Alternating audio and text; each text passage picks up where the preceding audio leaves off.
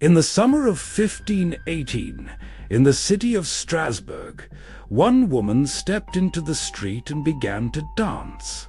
There was no festival, no music, and no celebration.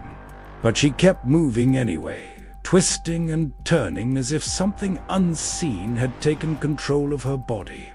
The people around her were shocked. Some tried to calm her, and others reached out to stop her, but she would not stop.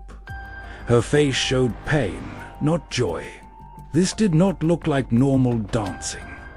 It looked like someone trapped inside a movement she could no longer control. Then something even stranger happened. Other people began dancing too. One became several, and several became many. Within days, more and more townspeople were caught in the same terrifying frenzy, filling the streets with bodies moving beyond reason. The authorities made a decision that sounds unbelievable today.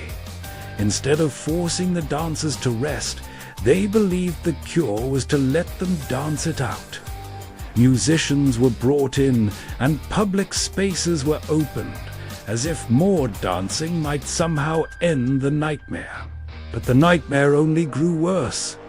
People danced for hours, then days, until their feet bled and their bodies gave out. Many collapsed from exhaustion. The streets became scenes of pain, confusion, and fear, as the city realized this was no ordinary event. Even at night, the madness did not fully end. Torches lit the streets while desperate bodies still swayed, stumbled, and fell. What may have started with one woman had become a public crisis, and the people of Strasbourg were now trapped inside something they did not understand. Some believe the cause was not physical at all. In that deeply religious time, many feared it was a curse, a punishment, or the work of a saint's anger. Priests and frightened townspeople watched in horror, wondering if they were seeing illness, possession, or divine wrath. Eventually, some dancers were taken away from the city and brought toward a shrine linked to St. Vitus. The hope was that prayer, ritual, and sacred intervention might stop what medicine and music had failed to control.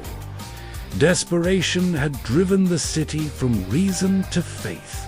At last, the frenzy faded. The dancers stopped, but the damage remained.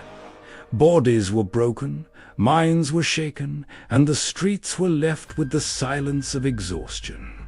Shoes lay abandoned on the stones like small reminders of how far this strange suffering had gone. To this day, historians still argue about what really happened in Strasbourg in 1518. Was it mass hysteria, stress, illness, religious fear, or something else entirely?